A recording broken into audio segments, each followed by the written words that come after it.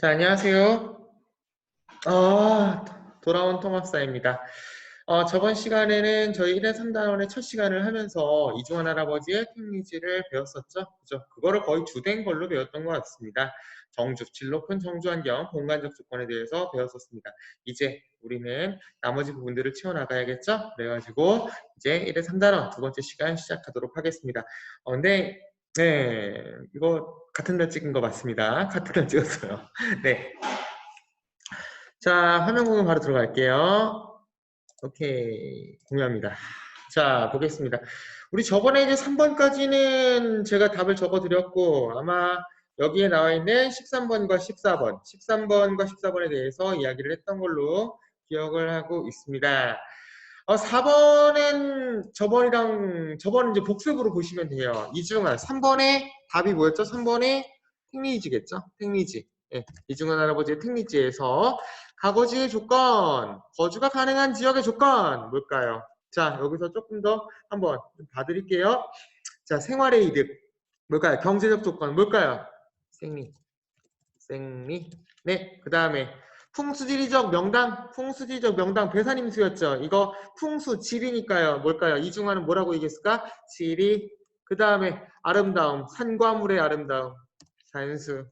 인간의 마음, 인간의 심리가 좋은 곳, 인심. 이렇게 네 가지를 이중환 할아버지는 아버지의 조건으로 잘 분석을 해놨었습니다. 사례를 통해서 우리 저번에 배워봤었고요. 자, 5번부터는 헷갈릴 수 있어요. 여러분들 이제부터 이거 사회과의 또 전형적인 패턴 중에 하나인데 한번 보도록 하겠습니다. 5번. 다음 그래프는 가구 소득 수준별 삶에 대한 만족도를 나타낸 건데요. 이 그래프에 대한 설명으로 옳은 것은 O, 틀린 것은 X래요. 자, 여러분들 여기서 중요한 게 뭐냐면 이거는 나중에 2학년, 3학년 때 사회문화를 할 때 상당히 좀 헷갈릴 수 있는 부분이에요. 잠깐만요. 이런 문제를 풀 때는 이렇게 조건이 주어진 문제, 이렇게 그래프가 주어진 문제를 풀 때는 여러분들 그래프만 보고 풀어야 돼요. 정말로. 내 생각을 짬뽕을 시키면 안 됩니다. 그냥 그래프만 보고 풀어야 돼요. 사회문화 문제가 거의 이렇거든요. 딱 그 주어진 조건에서 맞는 건 맞는 거고 틀린 건 틀린 겁니다. 내가 상식적으로 맞더라도 상식적으로는 맞아요. 상식적으로는 당연히 맞는 건데 이 표에서 알 수 없으면 알 수가 없는 겁니다. 이렇게 생각을 하셔야 돼요. 나중에 오프라인 계약하면 이런 스킬들에 대해서 조금 더 풍겨드리도록 하겠습니다. 자, 한번 볼게요. 이 표만 보시라 그랬어요. 지금 소득이에요. 가로축이 소득인데 X축이 소득인데 100만 원부터 800만 원 이상까지 이렇게 존재하고 있습니다. 그리고 행복지수, 삶에 대한 만족도 지수네요. 행복지수보다는 삶에 대한 만족도 지수는 10점 만점에 이렇게 표시가 되고 있습니다. 보니까 한 600만 원에서 700만 원까지는 돈이 소득이 많을수록 약간 삶의 만족도가 올라가는 느낌이 보이는데 한 700만 원 이상 버니까 그때부터는 오히려 떨어집니다. 이게 뭘까요? 돈이 다가 아니라는 거죠. 물론 돈은 아주 삶의 만족도, 특히 행복에는 객관적인 지수 중에 하나입니다. 소득 같은 경우는 객관적인 지수 중에 하나인데 행복하기 위한 완벽한 조건은 아니라는 거죠. 어느 정도 돈이 있을 때까지는 행복 지수가 높아지지만 이렇게 만족도 지수가 높아지지만 점점 너무 많아지면 거기서 거기구나 이렇게 생각을 한다는 겁니다. 자, 그럼 1번부터 한번 OX를 풀어보겠습니다. 가구 소득과 삶에 대한 만족도는 정비례한다. 이거 꺾이는 구간도 분명히 있었었죠. 그래서 이거는 X가 되고요. X가 됩니다. 가구 소득과 삶에 대한 만족도는 관련이 없다. 이건 좀 웃긴 겁니다. 분명히 지금 대체적으로 소득이 높아질수록 지수가 올라가고 있는 상황이 펼쳐져요. 그리고 100만 원 미만보다는 확실히 800만 원 이상이 그래도 높습니다. 이해가 됩니까? 그러니까 만족도가 관련이 없다? 이 정도까지는 아닌 것 같습니다. 이것도 X예요. 그 X가 두 개가 나왔네요. 3번. 가구의 소득은 삶에 대한 만족도를 느끼는데 필수적인 조건은 아니다. 제가 1회 2단원에서 뭐라고 얘기했었습니까? 한번 뭐라고 얘기했었어요? 소득은 객관적 지표 중에 하나입니다. 행복을 위한 객관적 지표 중에 하나가 소득이에요. 그리고 아까도 얘기했었죠. 삶의 만족도를 느끼는데 돈이 없다면 여러분들 한번 생각해 보십시오. 예, 정말로. 그리고 표를 보더라도 제가 이걸 얘기해 드렸죠. 아무리 만족도가 떨어진다 하더라도 800만 원 이상은 5.81을 기록하고 있고요. 100만 원 이하나 100에서 199만 원은 5.21이에요. 평균적으로. 그러면 이게 필수적인 조건이 아니다? 이건 말도 안 되는 얘기입니다. 얘도 X입니다. 어떻게 보니까 X만 계속 지금 패턴이 나오고 있습니다. 4번. 가구 소득이 적은 사람이 가구 소득이 많은 사람보다 삶의 만족도가 더 높다. 이거 말도 안 되는 소리라는 거 이제 여러분들 알고 있겠죠? X입니다. X고요. 자, 5번이 잘 설명을 한 것 같아요. 가구 소득이 어느 정도 이상이 되면 삶에 대한 만족감은 비례하진 않는다. 아주 정확한 답변을 지금 하고 있죠. 얘만 5가 되겠네요. 얘만 5가 되겠네요. 나머지 1번부터 4번까지 X, 그다음 5번엔 5가 이렇게 되겠습니다. 자, 6번. 이제 여러분들 제가 분명히 조화를 꿈꾸는 사회과의 정답은 조화롭게 하는 것이다 라고 이렇게 얘기를 했었기 때문에 이 정도 문제는 풀 수 있어야 돼요. 삶의 질을 높이기 위해서는 치안, 보건, 위생, 서비스, 학교 뭐 이런 것들이 조화롭게 충족되어야 한다. 그냥 때려 찍으세요. 옵니다. 이건 뭐 더 이상 설명할 수 있는 여지가 없습니다. 그냥 조화, 그리고 바람직한, 약간 이런 다 무조건 5. 7번. 자, 7번의 조건을 보십시오. 행복이라고 나와 있습니까? 경제적 안정이라고 나와 있어요. 경제적 안정. 경제적 안정이라는 건 결국 뭡니까? 이거예요. 그럼 일정 수준 소득이 꾸준히 보상되어야 된다? 5. 근데 만약에 여기서 행복한 삶을 위해서는 일정 수준 이상의 소득이 꾸준히 보장되어야 된다. 이건 맞을 수도 있고 틀릴 수도 있습니다. 표에 따라서. 표에 따라서. 표에 따라서 행복한 삶을 위해서는 일정 수준 이상의 소득이 쭉 꾸준히 보장되면 대체로 맞겠죠. 근데 만약에 보기에 더 맞는 게 있어버리면은 그 더 맞는 게 더 맞게 되는 거예요. 이게 좀 애매하죠. 이런 것들은 문제를 풀면서 여러분들이 계속 경험치를 쌓아나가야 돼요. 그래서 사회문화라는 과목이 처음에는 웃으면서 들어왔다가 처음에는 진입장벽이 굉장히 낮아요. 쉬워요. 이것도 알 것 같아. 상식적인 것 같아. 라고 하다가 나중에 울고 옵니다. 공부를 아무리 해도요. 이 감각이 없으면 아무것도 되지 않아요. 뭐 조건에 따라 다르고 저도 사회문화를 옛날에 가르쳐는 봤는데 굉장히 좀 어려웠던 기억이 있었습니다. 자, 그다음 8번입니다. 8번 같은 경우는 약간의 설명을 할게요. 다음 같은 주장. 사상가를 한번 보여주고 싶었어요. 이거는 지금 얘기 나와 있는 거 보니까 일반 백성이 고정적인 생업이 없으면 그 도덕적인 마음도 없어진다. 일반 백성 같은 경우는 뭐를 해줘야 된다? 생업을 제정해줘야 된대요. 한마디로 일자리를 줘야 된대요. 일자리. 그들한테 일자리도 주지 않고 그들에게 도덕적 실천을 바라지 말아라 이겁니다. 누구의 덕목일까? 왕의 덕목이겠죠. 이건 100% 왕의 덕목입니다. 그 시대에 왕이 정치를 잘했냐 못했냐는 백성들을 잘 구휼했느냐 구제했느냐 못했느냐에 따라 달라져 있어요. 근데 백성들을 구제할 수 있는 가장 편안하고 그리고 가장 확실한 방법은 이겁니다. 그쵸? 그럼 왕은 백성들을 이거를 벌기 위한 어떤 방책들을 계속 내놓을 수밖에 없는 상황이고요. 근데 이걸 누가 얘기했냐면은 이 사람 누가 얘기했냐면은 아주 2000년 이상 전에 유교하면은 제가 누구 있다 그랬어요. 전전 시간인가? 유교하면은 제가 공자님 있다 그랬는데 공자님과 거의 영혼의 투탑을 이루는 한 분 더 계십니다. 아실 수도 있을 것 같아요. 이 사상가의 이름은 이런 말을 했던 사상가의 이름은 맹자입니다. 맹자 엄마로 유명한 그 맹자입니다. 맹자는 이렇게 얘기를 했어요. 맹자는 일반 백성들에게 왕이 돼가지고 일반 백성들한테 생업도 주지 않으면서 일자리도 주지 않으면서 그들에게 왕에게 충성하기를 바라지 말아라 라고 이렇게 얘기를 합니다. 그들에게 먼저 왕이 베풀고 그리고 어떻게 구일 정책을 펴고 먹고 살게 해준 다음에 그 다음에 백성들의 도덕적인 모습을 기대해라 라고 얘기한 게 바로 맹자입니다. 맹자는 유교인데요. 유교가 막 다 딱따구리한 건 아니에요. 유교 같은 경우는 왕이 어그러졌다. 왕이 폭군이다. 그러면은 야, 왕 바꿀 수도 있어. 이렇게 얘기하는 게 유교입니다.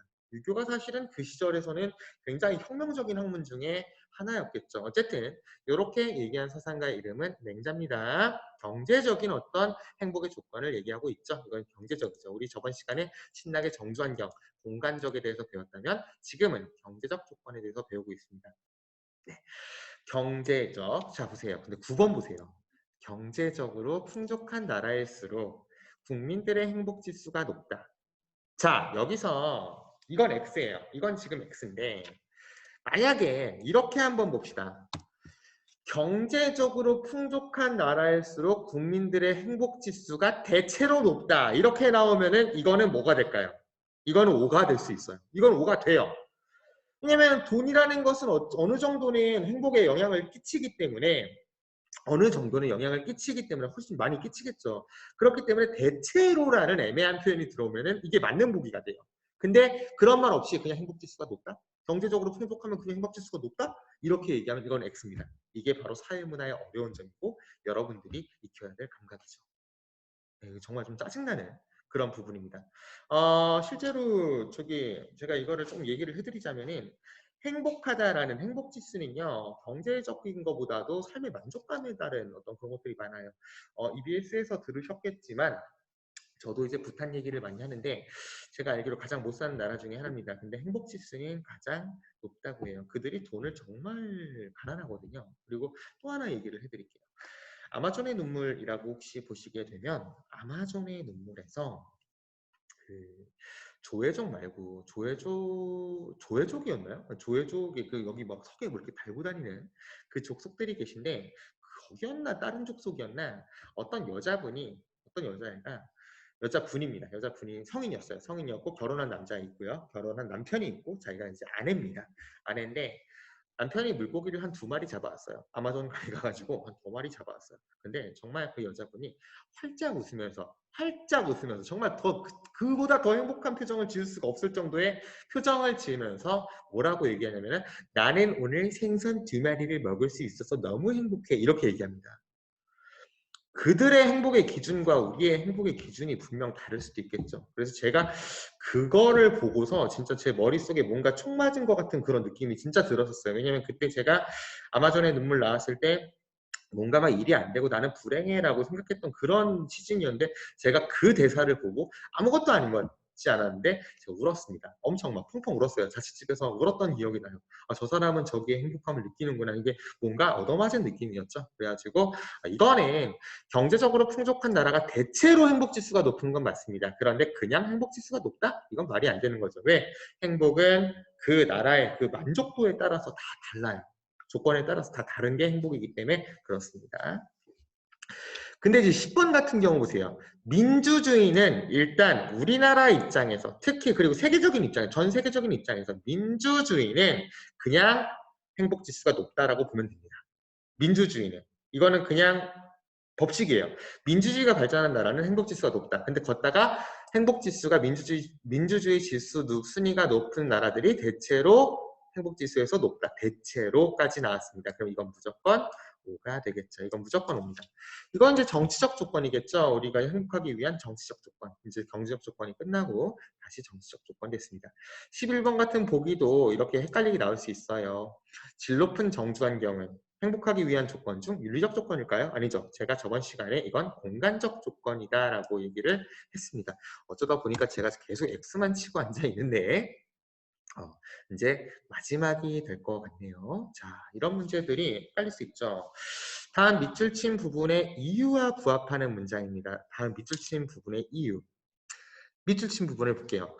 국민이 행복하기 위해서는 경제적 성장만 추구해서는 안 된다라고 되어 있습니다. 국민이 행복하기 위해서는 경제적 성장만 추구해서는 안 되는 이유가 맞으면 O, 이유가 아니면 X. 이렇게 풀어가시면 돼요. 지금 밑줄 친 부분의 이유와 부합하는 문장에서 O를 하라 그랬잖아요. 그쵸? 그러면은 국민이 행복하기 위해서 경제적 성장만 추구해서는 안 되는 이유 이거 맞을까요?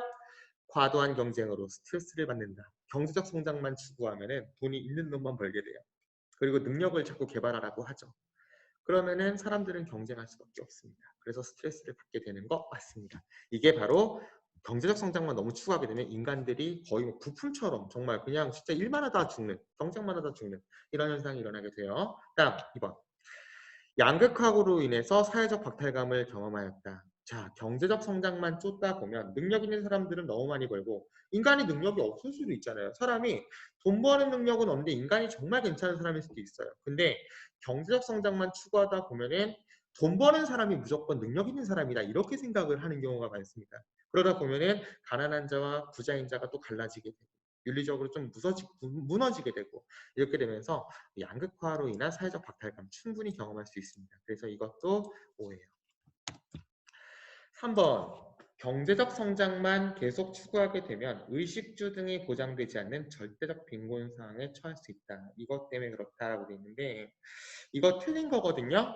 이거 왜 틀렸냐면 경제가 성장한다는 거는 기본적인 의식주는 당연히 갖춰진다는 겁니다. 그리고 여기서 만약에 의식주들이 보장 빼고 상대적 빈곤 상황이다 이러면 오가 돼요. 이거 빼고 의식주 보장되지 않는다 빼고 상대적 빈곤. 얘는 잘 사는데 나는 왜 못 살아? 이렇게 되면은 이게 맞아요. 근데 분명히 절대적 빈곤이다 그랬어요. 상대적 빈곤은 내가 먹고 살만 해도 나보다 더 높은 애가 있으면 짜증나는 거고 이게 그래서 상대적으로 박탈감을 느낀다는 거고 절대적 빈곤은 진짜 우리 필요한 의식주도 갖출 수 없는 그런 가난함. 이게 바로 절대적 빈곤입니다. 경제가 발전하는 나라들, 경제적 성장을 하게 되면 이런 절대적인 빈곤에서는 어느 정도 벗어나게 되는 게 원칙이에요. 아시겠습니까? 그래서 3번 같은 경우는 X가 됩니다.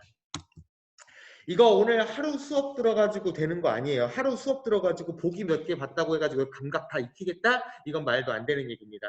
이거를 꾸준하게 3년 동안 노력을 해서 결국 마지막에 수능에 이렇게 좀 헷갈리는 부분도 어떤 원칙들을 찾아가지고 쪼까 이제 그 점수가 나오는 거지 한 번 공부해서 되는 거는 아닙니다. 굉장히 헷갈리는 문장들이 많고 아마 오늘 수업한 내용들이 다 들어오진 않았을 거라고 생각이 듭니다. 가장 쉬울 것 같지만 가장 어려운, 가장 헷갈리는 공부를 해도 잘 안 되는 그런 부분을 오늘 학습을 했습니다. 여러분들 이렇게 1단원이 끝나게 되었고요. 여러분들 고생 많이 하셨습니다. 저는 들어가 보겠습니다. 통합사회였습니다.